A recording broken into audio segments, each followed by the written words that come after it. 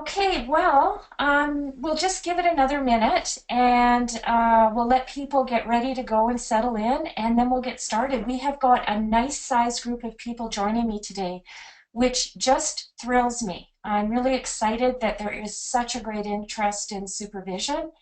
And we're also talking about leadership. Of course, I can't share all of it with you, which is what I absolutely love to do in this format, but we'll definitely get things started and see what you think.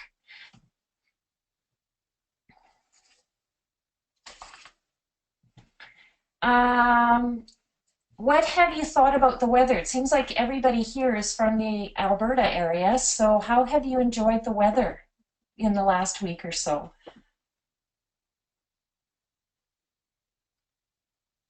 Oh, Jessie's saying she doesn't have a visual. How about the rest of you? Do you have a visual? Anybody else? I got a cold. Yeah, I get that, Christy. Are you seeing the visual? Matthew says thumbs up. Other people have the visual. So, Jessie, I'm going to maybe suggest that you take a look at what's going on your end and see if you can figure out why you may not have that visual. You might want to try logging in again and just seeing if that gets you to where you need to be and get the picture up. Okay, now I want to get us started. I am so excited to be here, and I want to take every minute that I possibly can to share with you about supervision. And so for those that missed it, I'm Karen Naslund, and I'm actually from Naslund Consulting and the Great Supervision Training Series. And I really do want to thank you for taking your time out of your busy schedule to join me today for what it takes to be a great supervisor. Now, before we get going, this may be new to some of you, so I just want to talk about the logistics. Some of you already caught on to the typing your questions into the chat box, and I welcome those. I welcome your questions, and if I can answer them in the time that we have, I definitely will.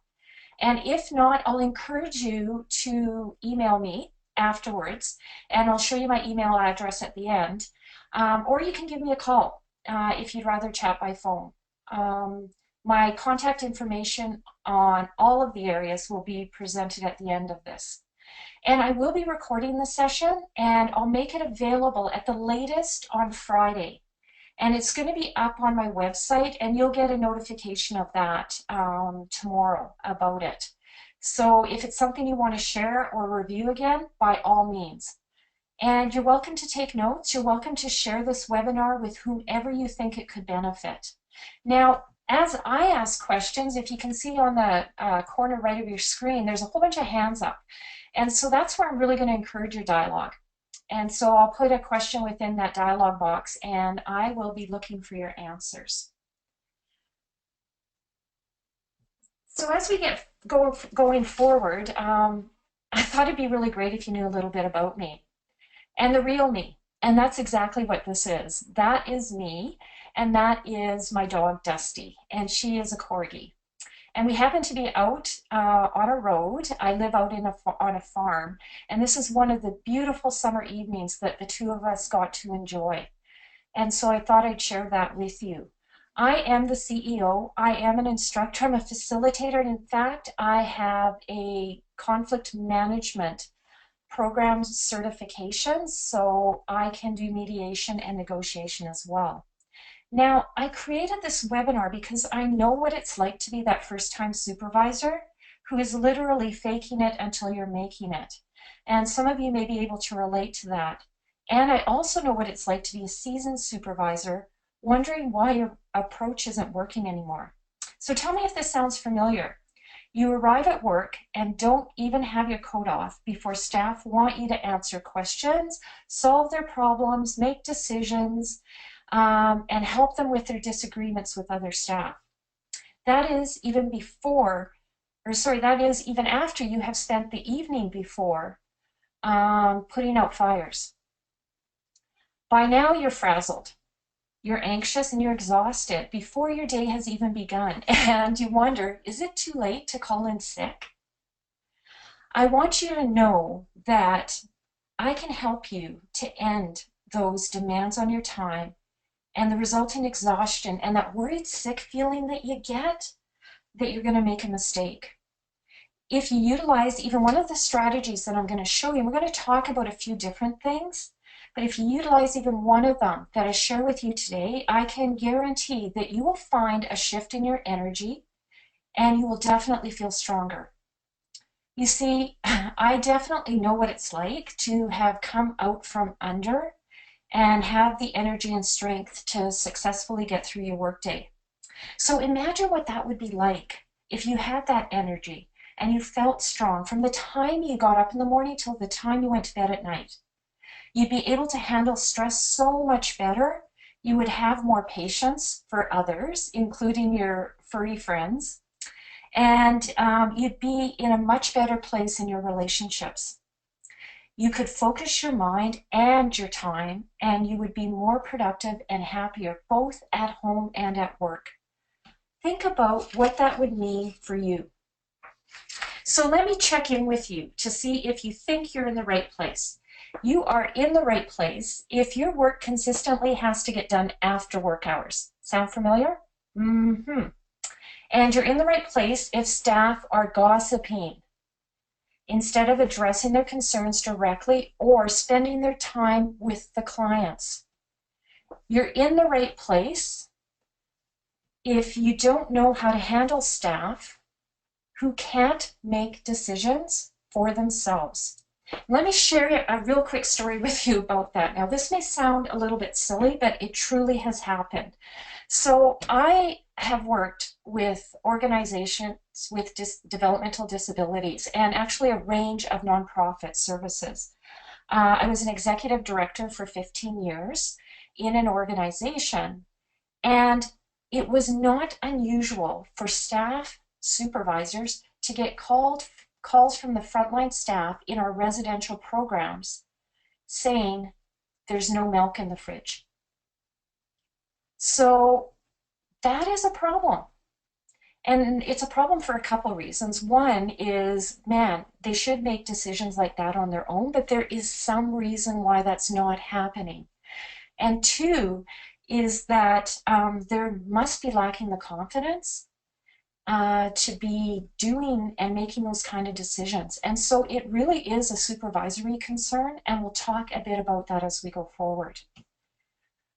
You are in the right place if you avoid giving feedback to your staff and if you lack confidence as a supervisor. And finally, you're in the right place if you have high staff turnover. And I am going to be emphasizing that as we go forward. But before I go any further, I'd really like to tell you why I'm here talking to you about how to be a great supervisor. Simply, I've been there. I was an executive director, as I mentioned already, for an organization that was serving individuals with developmental disabilities and families at risk. And I was there for 15 years. I started in my position when I was 23. And needless to say, my skills and confidence as a leader were next to none at that time. I came to work every day fearful of decisions I might have to make, problems I may have to solve, and staff I might have to support. I really did feel incompetent and I was scared. And I thought I might be found out as a fraud. However, you know, I was really lucky, and I say that with a smile because I had a fabulous board of directors who supported and believed in me. They encouraged me and they supported me, and I had really many positive experiences that changed my world in the best possible way. I felt stronger, confident, and I knew I was where I was meant to be. I was energized by my job and the people around me. I loved my work, and I continue to love my work today, spending time with staff and overcoming challenges. I am so fortunate because I truly get to live my passion in the world of nonprofits. However, it really could have turned out very differently. And thank goodness my board did know how to do things right. More often than not, we learn supervisory skills from our supervisors who, guess where they learned it from? There isn't a lot of training offered, and because of that, there's no guarantee that we're going to be successful in our roles. I have taught over 6,000 supervisors how to do it right, and over half of them has said to me in frustration that I wish my supervisor were here. And I'm sharing this to let you know that most supervisors are where you are at right now, and you don't have to go another day feeling uncertain, exhausted, and worried sick. It's easier than you think, especially when you have training like this. There are a lot of people who talk about supervision, and what I find is that they are instructing large corporations with extensive resources and supervisors whose sole responsibility is managing staff. It doesn't work in the world of nonprofit.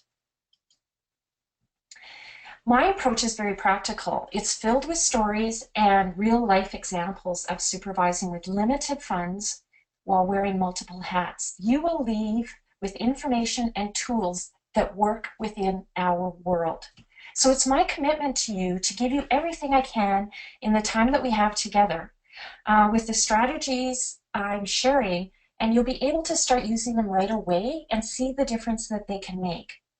Now, I know some of you may have additional questions, and you may have a further interest in the kinds of training I support, and we'll take a look at that at the end. And I'll tell you about my Great Supervision training series as well. So let's get started in terms of the material that we're going to be looking at today. Okay, so here's our agenda. Why does supervision matter? What is supervision? And what are the strategies for being a great supervisor? And of course, I'd love to share them all with you. We're going to focus in on a couple. So why does it matter that you should look at focusing on being a great supervisor? And I don't think I have to convince you a whole bunch, because most of you are here because you care about being a great supervisor. So I'm going to share with you 5 reasons as to why it should matter. But let me ask you this question, and you can chime in through the question area. What is your job as a supervisor?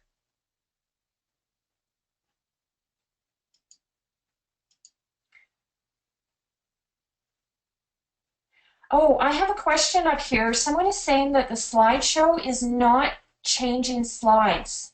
Is this happening for anyone else?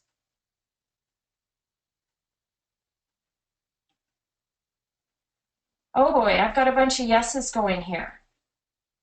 Mine is still on the intro screen. I can see the slideshow. I can see the slideshow, or I can't. Okay, so let's just go back, and I'm going to turn off and then turn back on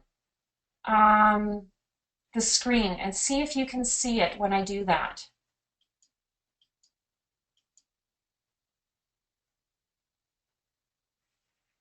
So has it moved forward for anybody to the hands going up?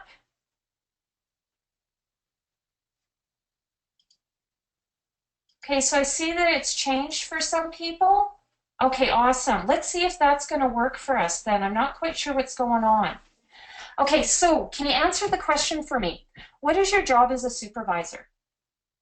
Anybody?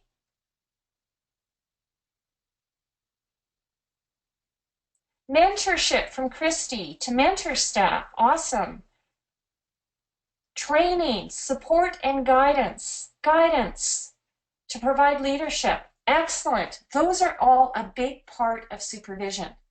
Now, in a nutshell, I want to tell you that from my perspective, simply said, supervision is helping your staff to succeed. Their success is your success, and so you must get your satisfaction from them. Whatever we do as supervisors need to be focused on our staff and ensuring their success. So I'm going to show you these 5 reasons why, we want to pay attention to this. Just wanting to check in, is the screen moving for you guys? Uh-oh. Still no? Oh dear. Okay, so let me try this. If you give me a minute, I'm going to try to change my screen and see if it helps.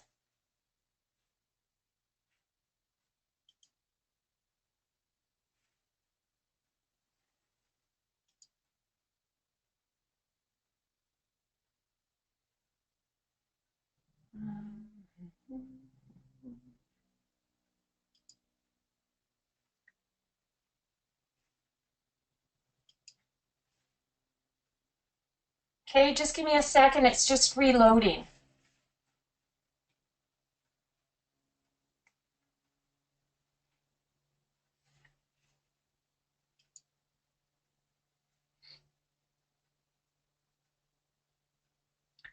Okay, I'm going to have you rejoin and we'll see what goes on here now. I'm going to move forward from here.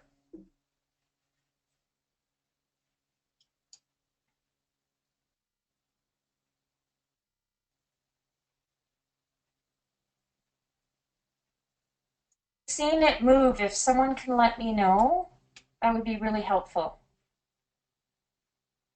It's working now?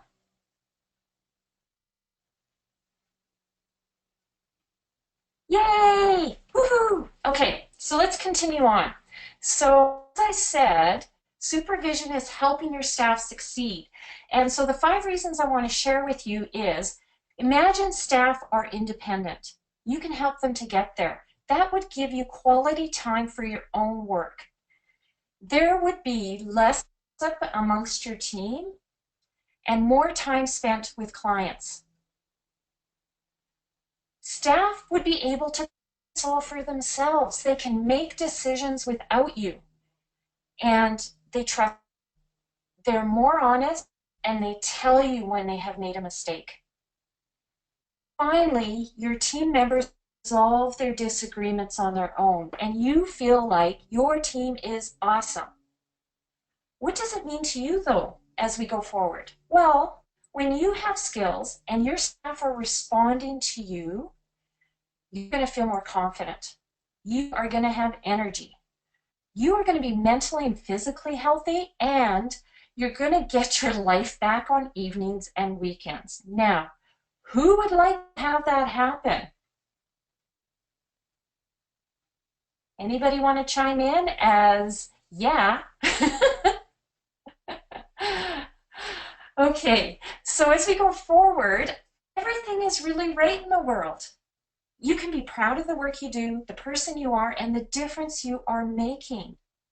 I feel like I'm missing something really important. Oh yeah, for goodness sakes. What about retention? Wow, that is a huge one. And one of the big motivators for doing it right is definitely improving staff retention. So why should you care about this and why should your organization care? Because this holds so true. Staff don't leave organizations, they leave their supervisor. Think about the times that you have shifted jobs or have stayed. A huge impact in your decision making was around your relationship with your supervisor. Great supervisors mean happy staff, and happy staff equals retention. But the reverse also holds true. Happy staff means high turnover, which impacts you for sure. How about you get your job done when there's high staff turnover, or building relationships, or being able to adequately monitor the work that your staff is doing? How about your own job satisfaction? Those things are all definitely impacted. Secondly, who can say yes, that you really need help? Help me. Anybody want to admit that they need help around all that? I've got some people responding from the last one. Some people want their time back. Definitely something I would like to do. So the help thing, I think, is something that we most definitely feel we need. And as we look beyond that, like, what about your team? How can your team build trust when it's continually bringing in new people and seeing people leave? That'll impact their morale, that'll impact productivity and their efficiency, and absolutely quality of work. And all this leads to the impact in your organization. It's reputation. I mean, people pay attention when there's lots of coming and going. Clients and donors are impacted because there is a lack of stability and consistency. The ability to maintain quality service and to stay innovative is really questioned. And absolutely for sure, and I'm going to share some stats with you that'll have you shaking your head around how it impacts your bottom line. No wonder we are stressed. We have increased sick leave, increased stress leave, and increased voluntary resignations. Somehow we have to break this vicious cycle. And I'm going to give you some ways to be able to do that. I want to ask you to really think about supervision as a profession that requires your ongoing skill development. This is awesome that you're wanting to come into this webinar on that, but it should not be a one-off because we are working in changing environments with changing expectations of staff. So here's the start of what I would hope to be a continuing education for many of you. And if you're ready, let's get started on some of the tools. So what does great supervision include? And I really want to share that with the great supervision piece, we often talk about performance management. And when we think performance management, we think about appraisals and we think about disciplinary action. But truly, performance management is everything that you do within your job as supervisor. And so, what does that mean? It means that before your staff even come into the organization, to the time after they've left, you have an important role to play in how they do their job, how they enjoy their job, if they're motivated, if they are able to expand their skills, if they're engaged as staff. So just really quickly going through these, hiring for talent is critical. Being able to find people with the right attitude is more important than actually hiring people that have everything that you absolutely need. Because you can hire the talent, you can train the skill. But you often hear the saying, hire for talent and train the skill, because you cannot expect a person's to change their attitude, their thinking around their job. It's not easily done. We need to ensure a full orientation, and that's one of the pieces I'm going to be talking with you about. Job descriptions, being able to coach and continue skill development, and looking at that probationary evaluation is critical. Those are all the beginning, and that is usually the first 3 months of employment, continuing on a bit past that. Within the middle, for however long that may be, you need to ensure regular contact and relationship building with your staff as a team and as individuals. The mentoring factor comes in, as many of you mentioned already. Team support and feedback is important. And we're going to talk about constructive critical feedback as another part of this. For any of you who struggle with giving feedback to staff, I'm hoping to provide you with something that is really going to work, that many of my participants have said, wow, that's awesome. And at the end, of course, we interview for voluntary exit. But let me ask you, how many of you actually focus in on why do staff stay? That is a huge question that we need to be asking. We no longer have a pool of people to draw from. It's now a puddle. And for those good staff that we find, we need to work very hard at keeping. By the year 2020, it's said that there will be 2 available positions for every one person to fill them. So our ability to make a difference with our staff is critical. And especially in the nonprofit industry, when we can't compete with wages or benefits, we have to be going above and beyond what other places are doing in keeping the staff. And on the plus side, so that you're not overly discouraged, many of the younger generation, which is the Y generation, and we'll just say 30 and under for that generation, they are looking for places of work that are making a difference. Money is important, but also is, what is this providing back to community? And so I do believe that that is to our benefit as we go forward. The other parts, and again, we talk about outplacement counseling in more detail through my courses. We talk to a great extent about the whole well-managed discipline and dismissal process. And we often forget about how or what do we say to stakeholders when people leave, especially when we are in the people business and we're serving clients. We have a degree of accountability when they are trusting their staff and counting on them to help to reduce that turnover and also to help them understand some of the changes without breaching confidentiality. Anybody have any particular questions around this that I might be able to answer really quickly? Oh, Jennifer's got a question of what was that stat again? Okay, so the statistic is by the year 2020, there will be 2 available positions for every one person that could fill them. So the choice for you or for anyone is basically you could choose between any 2 jobs at any time. Any other questions? Is that for human service, Christy is asking. That is actually a Canadian statistic. So it is for all services within Canada. Anybody else? Okay, so let's move on and we'll start to talk about changes that you can make today. And the 2 areas that I have time to focus on are the orientation and what I call constructive critical feedback.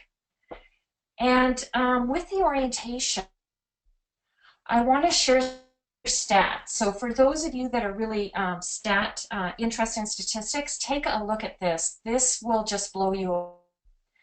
There was a 213 study done by Equifax, and yeah, this is likely United States information, but it definitely applies for all information that I've looked at, and actually in talking with nonprofit organizations, this is not unusual. 40% of staff left their jobs voluntarily within the first 6 months of employment.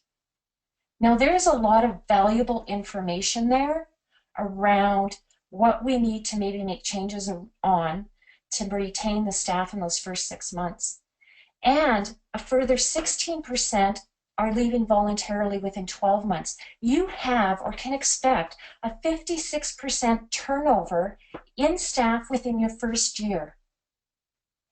And then there are other stats that I've come across that say if we can keep staff for 1 year, there is a very good chance they will stay 2 to 3 years. And what's long-term service today? Anybody want to chime in? What is long-term service, do you think?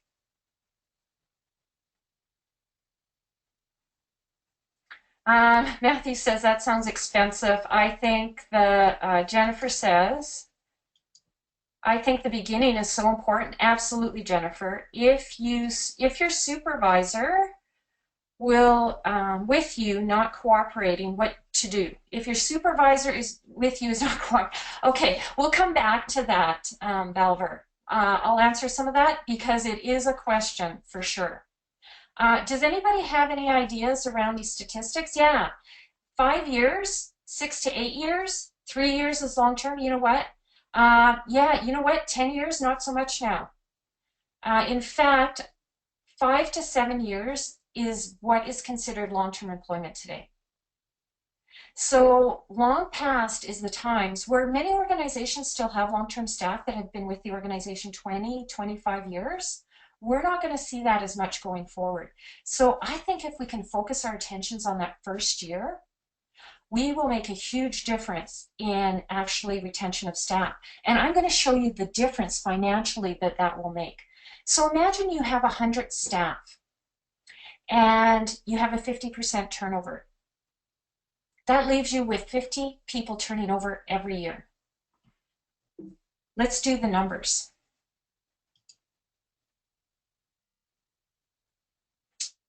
$3,000 is a low estimate to just hiring someone, getting them to sign on the dotted line. Times 50 staff is $150,000. Not to mention the time it takes to bring them up to speed. On top of that, to get them competent in their jobs. Holy moly. Now, the reason this doesn't resonate for people is because you can't see the money. It's in all those indirect things that go on as a result of somebody leaving. One of my colleagues had said, if we could put a $3,000 on the back of every person that left this organization, I think we'd be looking at retention in a whole different way. And so some of that is what we may need to be thinking about, is looking at retention in a whole different way. Sorry about that. So from the start, as was said, we need to set our staff up for success. That's our job. We don't want to be catching them doing wrong. We want to let them know when they're doing right. And that's on us to set the stage for that to happen. So let's look at a great orientation process. I don't know if we often think about why we do orientation. We need to be providing our new staff with a set of supports very quickly, with people that they can count on. More so than any time in the past, relationships are critical in staff retention. And so if we can help them to build that network, we're going to help them to feel a greater commitment, greater job satisfaction, and in the end, wanting to stay as a result of the people they're working with. We need to provide that training that is required for the work that increases productivity and allows them to make few mistakes. We need to build skill and we need to build confidence. And in my initial course, which is Building Confident Supervisors, we talk at length about this because there are different leadership styles that you could or should use based on what your staff need. It's not just a kind of figure it out and go with it. You literally can get information on what these styles are. And finally, we need to focus in on building our personal relationship with our staff. We need to take an interest in them personally. We can no longer say, keep home at home and work at work. In fact, we are working 1 month more per year than we did 40 years ago. Whereas we had 40 hours of free time per week in the past, we now have 17. So where do you think people are turning to build relationships of support and friendship? That's a big shift for organizations that have said, keep work at work. Okay, so how can we do this? I'm going to give you 3 must-dos of orientation that can help you along. And again, this isn't the only list of things to do, but this will get it. You must create that positive first impression and begin building relationships from day one, if not before. And I've thrown out some ideas on what you can do, and you may be doing these already. So I guess it reinforces the good work you're doing. Let the receptionist or front office staff know when a new staff is starting so they can welcome them in the right way and have them feel valued from the get-go. Introduce them to their coworkers as soon as you can and tour the facility, tour the work that they're going to be doing, have them start to make some associations and connections. show them their workspace, and set it up in a really personal way if you can. If you can give them business cards, and they may not be necessary, and you know you can print them out on the computer, do it. Have a welcome card signed by all the coworkers waiting for them. You might even have a little video clip. They're so easy to do, and all they have to press, you can send it to their cell phone, and just as a welcome from the staff. Help the new hires to understand the structure and where they fit into it, and then build some comfort. If you can, take people for lunch. And if you need to sell it to the organization, give them those other stats about what it costs when we're experiencing high staff turnover. I think we need to invest a bit more money in the retention side of what we're doing. So I have another really quick question for you, and I want you to chime in on this. Who here knows what their turnover rate is for their organization? So quickly just put in who knows. If you know, just say yes.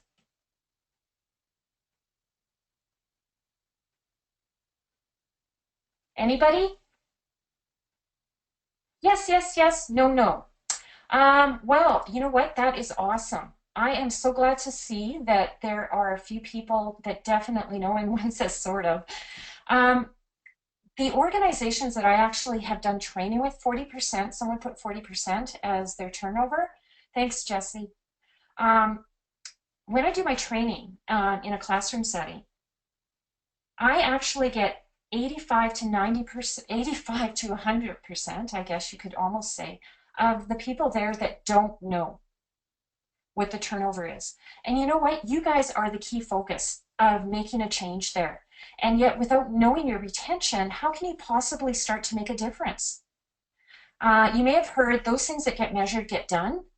And if we can start setting some targets and putting in some strategies, deliberate strategies for making changes, and then providing you guys with the resources you need, we're going to start to see a positive impact on our retention rates.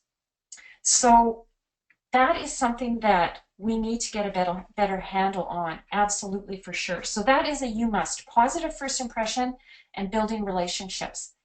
Develop that strong orientation process. When was the last time you looked at your orientation process? Personalize it. Make information accessible. And again, I may be already talking to people that do this, but do you have a place on your website or wherever it is that staff can, of course, connect, but connect specifically with your team? Do you have the opportunity to have a chat room for team members, or a place where they can access policy procedures, schedules? You might have a frequently asked question area. I really suggest, this is an idea, I really suggest you go back to your teams and have a conversation about your orientation process and ask them, you know, what did we do well? What would you like to see more of? Talk to them about the relationship aspect of things, and if they can come up with other ideas of what you might do in regards to that. Okay, you also need to share your culture. So the culture is the informal rules that aren't stated anywhere, but are important to know. And I think you all know what I'm talking about. Every organization has a culture of their own. And so do you observe Casual Friday? Well, you know, in our world, we aren't asked mostly to dress up, but what are those dress guidelines? Do you celebrate birthdays? What about your staff meetings and your one-on-one meetings with your staff? When are they? How are you expected to participate? How can you get something on the agenda?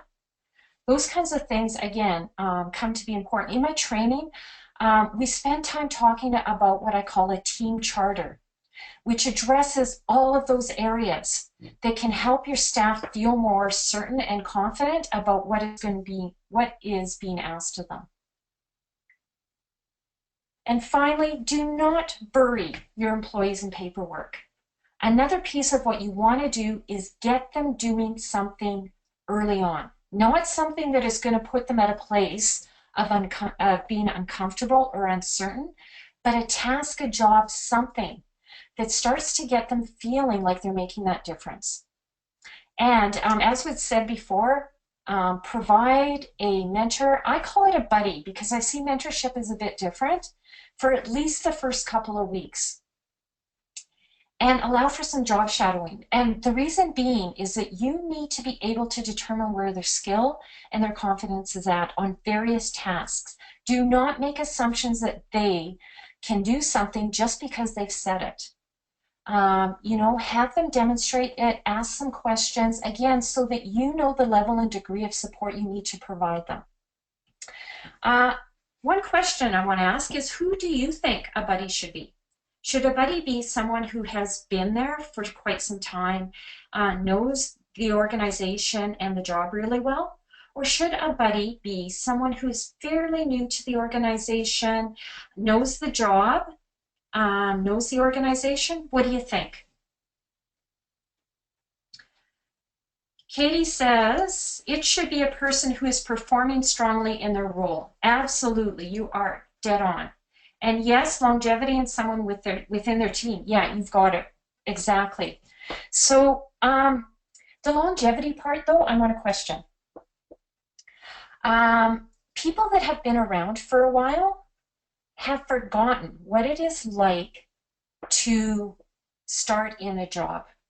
They've forgotten those, oh, I wish I would have known that kind of thing. Or it's really important to tell them this. Whereas someone who has been there for a year to 2 years remembers, and therefore will provide them with the details. The longer time staff have gotten comfortable. They may have even started some of their own ways of doing things that we don't want to pass on to others. So you want to find someone who is enthusiastic, energetic, has a great attitude, knows the job, and remembers. So again, that's my take on it. Someone who can do that. And I got a few more answers. Who do you recommend the buddy to be if it's a one-person program? Does it matter if it's another person in another program? I think just as I've said, relationships are key. I think providing some degree of support to them that can at least help them to brainstorm or figure some things out, or identify somebody else that could give them that information, because at this point they won't know where to go. So I do believe if you only have one person in the program, give them someone who could provide adequate support about process, and also have tools available that can build skill. Let's see, any other questions here? Okay, let's see. No, actually just a few more answers from Renal. Let's see, it's Ronalda. Yes, someone who is willing to teach another staff. And yeah, that's pretty important. You have to have someone who is willing to do it, because they're not going to come across well if they feel like it's forced upon them and they have no interest. So I want to share with you now one other thing. This is going to be your number 3 of what you could do. Take a personal interest in your staff. As I mentioned, it's no longer about who you know or keeping work at work. It is about sharing. Meet more frequently with them. Discuss their career goals. Listen to them when they have stories to tell about themselves. Take that personal interest in their career and interest in families and stuff. Again, these are things that are going to get them to connect with you and your team. Share articles that could help them to move their career forward. And keep in mind, their career may not be with your organization. But what we want to focus on is keeping them as long as we can working for us. So we want to help them to get their needs met. High engagement is when the staff feels their needs are being met, as well as the organization is getting what they need from the staff. And that is truly high engagement, and we can make that happen. I want to show you a bit about sharing your expectations. Now, this is something, again, I focus in on. Expectations are what you consider to be important in the job that can ensure success between you or with you and with your team. It is, again, another piece of what is often unwritten, but parts of what we struggle so much with, we get frustrated around, and we don't know how to deal with. Well, first off, you've got to identify them, you've got to detail them out, and then you've got to share them. I developed my own expectations with my staff and continued to do so after leaving my position and when I had people working with me in the position I'm in now. And I detailed specifics. And oftentimes, just to give you a bit of insight as to what that might look like, those times when you feel frustrated with your staff because they're not fulfilling something that you feel is very important. Think about that time as, why is this so important and what exactly am I looking for? Is it reasonable? And do my staff know?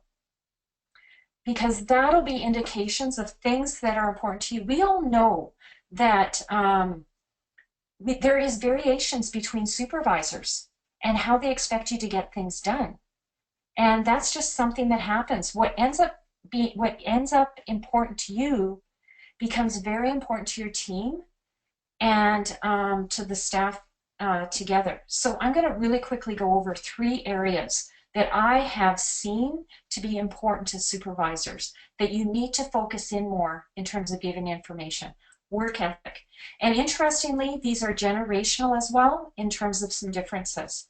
So being on time, and how do you define that? Taking initiative, and what does that mean? Taking pride in your work, and how does that look, all becomes important. Professionalism is a whole other area you want to be able to pay attention to. What do you expect around dress? And don't forget to talk up front about things like cleanliness, body odor, because those are some of the things that we end up being most challenged about when we have to deal with them. Documentation expectations, communication expectations, huge opportunity to actually develop your communication guidelines with your team so that they know what is expected in interactions with one another, even when they have a disagreement. And that's when it becomes additionally important. So when they have to come together and talk with one another, they know the expectations or the guidelines, or you could call them ground rules, to help for a better conversation. So this can be developed with your team. And finally, team. What does teamwork mean? Does it mean the positive relationships? Does it mean helping the coworkers, encouraging one another? And what about attitude? Perfect place to fit it in here. Define a good attitude. Is that solving problems? Is that supporting? Is that being energetic, enthusiastic, having that positive outlook? How would you define it? Because how many of us have said that they just have a bad attitude? They may be great with the clients, but trust me, if they don't have a good attitude, you're going to find that your other staff are going to be the ones that are going to choose to leave because this person is negative, because this person comes in grumpy every day, because they're not supportive. And so who would you rather have stay? But you need to be able to discuss this, address it up front, and then hold people accountable to it.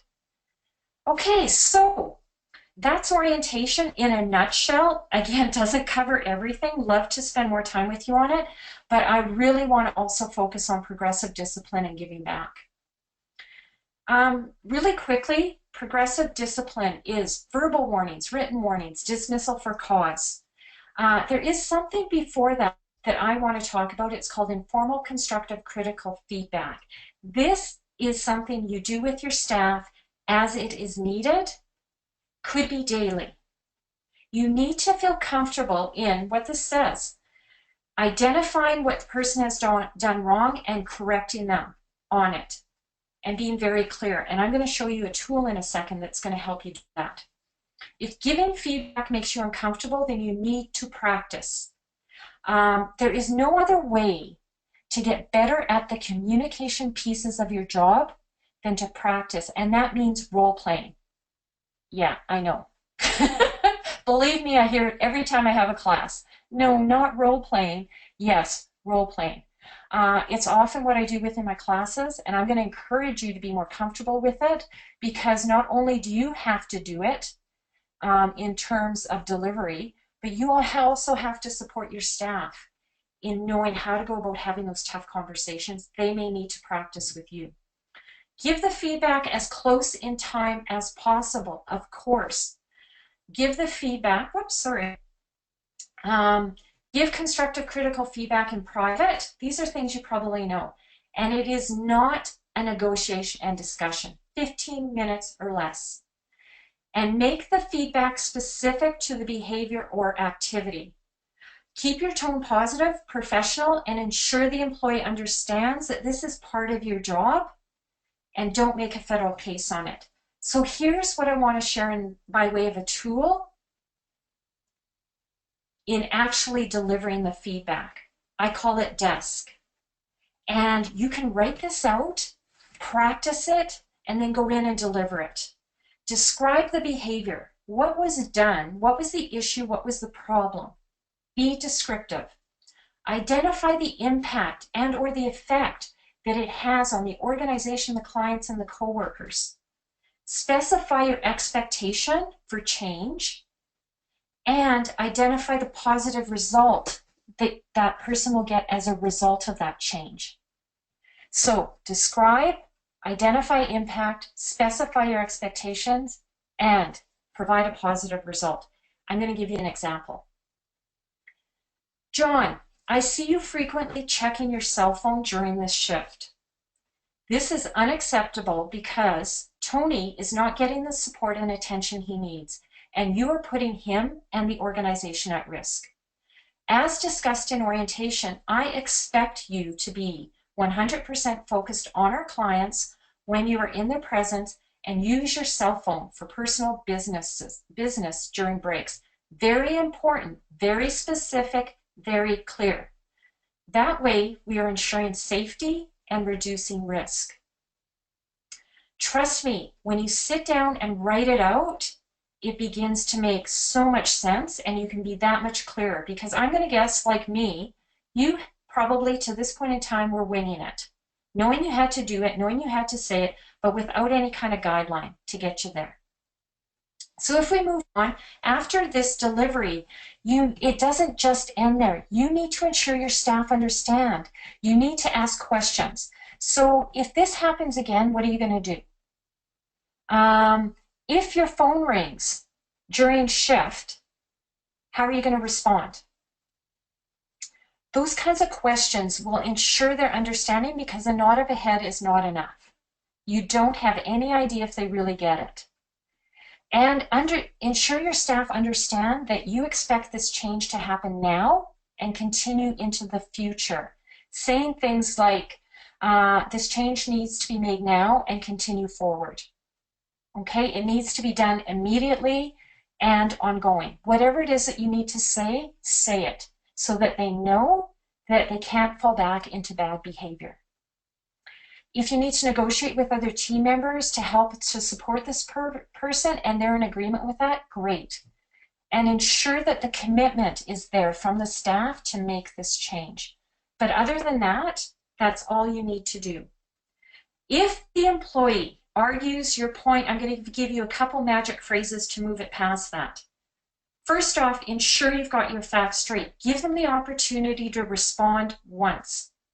And if you question your facts, then stop the meeting, go and check them out, and come back and finish up, which may be, I'm so sorry, or you will complete the action that you were starting with.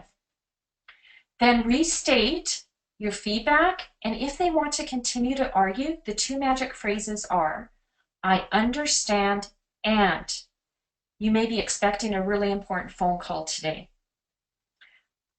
Be that as it may, you need to stay focused in on the clients when you're on shift. Now, the only documentation that's really necessary is that you have, if you feel you need to, because I don't want the focus to be around documentation at this point, if you need to, then make a little note in your day timer, on your phone, wherever it may be. You might just put John Ree cell phone. So if you need to come back to it, you can. Okay, so, that's it in a nutshell in terms of only having an hour together to try to get across as much as I had hoped. I really do hope you enjoyed this time. And I know if you implement just one piece of what I've shared with you, and there's a few different things that I think you could take away, you're going to see some immediate results. And so if what we talked about today really resonates with you and you're ready to get more information, I'm going to tell you about a special invitation that I have, but I really just want to share quickly my 4 courses in this training series. The 4 courses are, as they're identified here, Course 1 and Course 2 are individual modules of information about key topics. Referencing back to that performance management piece, we cover off on a lot of those topics. The 3rd course is 2 days of learning to work with conflict, where I introduce you to the interest-based conflict resolution model and provide you with skills to be able to support your staff when they're in conflict, so you can be that 3rd person there helping them to have the discussion, or when you are in conflict with other people, to have a better conversation that you have right now. The 4th one is managing people in groups, and that is a facilitation course, which is essential when you are trying to engage your staff in decision making and or processes like conflict resolution. It takes you out of the supervisory role and puts you in as a facilitator, a support, someone that is guiding conversation, and there is different skills for that. It is very much a practice session of skills, and so that course is only offered for now in class. Okay, and let me explain about the in-class and the online. So the in-class is really my face-to-face training, and right now it's being offered in Edmonton and Calgary twice a year, starting in March and then again in October. And we have the 4 sessions over the course of 4 months, so 1 session each month. You can take them all. You can choose which sessions you want to take. You don't have to start them in order. So those are all pieces for you to know. All total, it's 48 hours of training that is specifically set up for nonprofit organizations. The other part I want to tell you is that I would be more than happy to come in-house to your organization to deliver this information. Just give me a call or send me an email and we can discuss details around that. The third part of what I'm really excited about is I'm introducing my training online starting in January. So if it's not possible for you to get to my courses, you can take the training online starting January, and you can register now for it. Now, I have course 1 done, and so course 1 will start January 15th, and I'll be introducing course 2 and 3 throughout 2017. As I said, course 4 has to, for now, be done in-house until I come up with a different way of delivering it, because it is so much about the practice. Here is my special invitation to you. During December, I have an early bird registration available through my website. 15% off the $350 per course price. And if you register 3 people, and I don't care how this actually not even people, if you register for 3 sessions, somehow could be 3 different people taking 1 session, it could be 1 person taking all 3 or more sessions, you get 10% off of all of the sessions. So it brings it down to $262, which means you're saving $88 on every course, but it is just through December. And for my in-class sessions, they're filling up. So if you have any interest, that's 2 reasons why, if you want to do the in-class, that you do it now and get registered. The classes are filling, and I have this early bird special on through December. So I really would like to encourage you to take part in my training and to see the benefit. So to register, you just go to my website, and my website address is www.ncginc.ca.